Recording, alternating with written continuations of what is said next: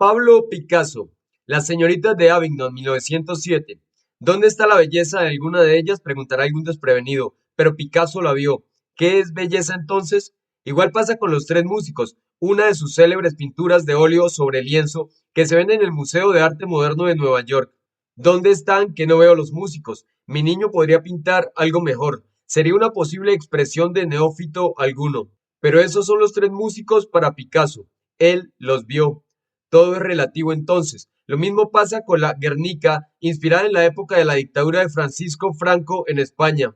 ¿Es acaso una colcha de retazos? No. Es la manera en la que Picasso presentó una tragedia que no le fue ajena. Entre los irreverentes que nos ocupan, difícilmente podría encontrar uno que combine mejor lo mágico y lo perverso. A Dios y al diablo, a la grata sorpresa y a la profunda decepción, todo ello reunido en una misma persona. Leer una nutrida biografía de Picasso fue tan fascinante como decepcionante. Debo reconocerlo, y de ahí que no lo incluya en mi lista de amigos. Debí haberle creído a rajatabla a su autora, Ariana Stasinopoulos Huffington, de quien más bebí sus líneas cuando se atrevió ciertamente a describirlo como Picasso, creador y destructor. Me confieso diciéndote que en más de una ocasión estuve a punto de sucumbir en la tarea de leer la biografía en su totalidad. En mi humilde opinión, la historia no ha sido justa con Picasso, demasiado benévola. Conocemos al genio, al irreverente, al disruptor que fue. Eso no se lo quita a nadie, unos y otros lo saben. Su faceta repulsiva, y soy prudente en el adjetivo, es mucho más desconocida que la que da cuenta de su brillo. Aquí me concentraré, no obstante, en lo que quiero que te lleves para el resto de tu vida de una persona que encaja, como el que más, en el bando de los indomables, anárquicos y transgresores de la historia. Observa bien al niño para que luego entiendas al hombre. Las primeras acciones de Picasso prefigurarían lo que vendría. Por ser un mal estudiante, mis profesores me castigaban. El castigo consistía en dejarme encerrado, pero yo amaba el encierro, porque podría dibujar sin parar. Tales castigos eran unas vacaciones para mí, y de hecho yo provocaba situaciones que obligaran a los profesores a castigarme. Podía estar más solo sin nadie que me molestara, mientras pintaba, pintaba y pintaba. Tal y como ocurrió cuando dejó su natal Málaga para ir a estudiar a Barcelona, Picasso evidenciaría desde muy joven un profundo irrespeto por las reglas, las regulaciones, los currículos y la estructura formal de la educación tradicional. Si se le solicitaba hacer algo que no quisiese hacer o se hiciera por iniciativa propia, era ya un motivo para crear un resentimiento en él, y tomar una simple tarea o petición era un gran problema. Esta profunda sensación de no encajar pareció ser alimentada tanto por el amor y predilección que le tuvo a su madre, como por el sentimiento paterno de tener un hijo con gran talento que albergó su padre desde temprano. Su madre, por ejemplo, creía en él incondicionalmente. Le decía: si tú te vuelves un soldado, serás luego un general; si te conviertes en un monje, terminarás siendo papa.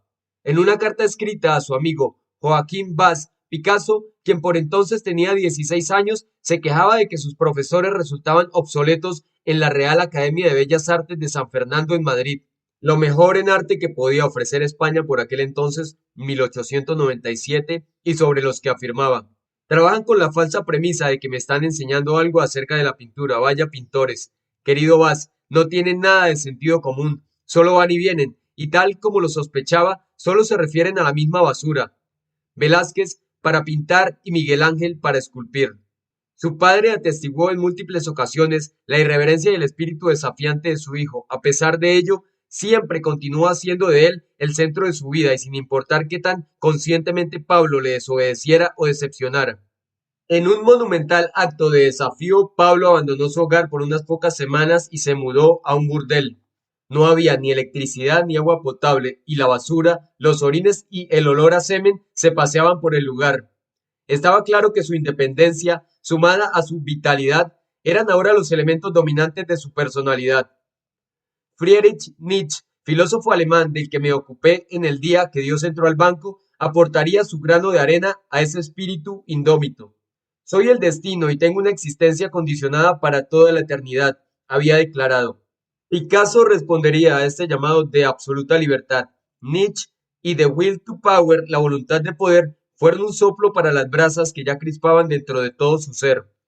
El poder era el único valor establecido por Nietzsche para tomar el lugar del amor y los valores trascendentales que habían perdido significado para el hombre moderno. Y para Picasso, para quien esos valores trascendentales estaban asociados con la represión de la Iglesia Católica en España, esa filosofía encajaba perfectamente en sus propias necesidades y sueños de poder. La génesis de un transgresor. El 1 de febrero de 1900, Picasso tuvo su primera exhibición con muy poco suceso, a decir verdad. Solo una nota escrita por un profesor asistente, Manuel Rodríguez, para el periódico La Vanguardia. Dejó una crítica que se revelaría curiosa, por decir lo menos, si se le ha de juzgar por el espejo retrovisor de la historia. Picasso tiene una extraordinaria facilidad con el lápiz y el pincel, pero es dispar, pinta por influencias externas, carece de experiencia y de cuidado alguno al pintar. Estaba claro que era la crítica de un profesor de arte incapaz de aceptar el hecho de que un artista pudiera encontrar su propio camino sin completar los estudios académicos de tradición. No sería esta la única ocasión en que se le criticaría por su forma de pintar. Una crítica aún más despiadada se fue pariendo a medida que introducía su mensaje a través de la pintura. Luego de su primera exhibición en Nueva York, en abril de 1911, Le Journal criticó así su obra. Un retorno a la barbarie y al primitivismo salvaje, una obra repudiable y ausente de todas las bellezas de la vida y la naturaleza. De Graaf Mann expresaba su preocupación anotando: si Picasso muestra en su trabajo lo que él siente acerca de la naturaleza, es difícil dejar de verlo como un delirante maníaco. Algo más desconectado y horrible que la presentación de sus propias emociones sería difícil de imaginar. Picasso llegó a París solo días antes de su cumpleaños número 19 sin hablar francés y sin lugar para alojarse. Sus comienzos no fueron fáciles y la fortuna no arribó como lo había esperado. De hecho, con desespero sintió que lo eludiría para siempre. Así es la vida, escribió en cierta ocasión a su amigo Max Jacobs, siendo todavía un desconocido. Dependiendo de sus padres y rodeado de pobres escritores e imbéciles pintores, según sus palabras, quienes no entendían nada. Muestro lo que estoy haciendo a los artistas aquí, pero ellos piensan que hay demasiada alma y poca forma. Es muy gracioso, tú sabes cómo hablarle a gente así, pero ellos escriben malos libros y pintan idioteces. Esa es la vida, así es como funciona. A pesar de ello, ni la rabia ni la resignación lo detuvieron de trabajar. Era demasiado inteligente como para preocuparse del ridículo y demasiado seguro de sí mismo para importarle lo que los demás pensaran de él. Estas dos facetas de Picasso, su atrevimiento y el desdén por las opiniones de terceros frente a su obra, añadieron el mayor puntaje para traerlo aquí, a estas líneas. Henri Matisse, pintor contemporáneo de Picasso, uno de mis preferidos, por cierto, era su polo opuesto. Mientras Matisse perseguía serenidad en su vida no menos que en su arte, Picasso era conflicto, agitación, dudas y ansiedades sobre su tiempo. Lo que sueño, decía Matisse, es el arte del balance, de la pureza y la serenidad, libre de preocupaciones o de intranquilizantes temas, una apaciguadora influencia.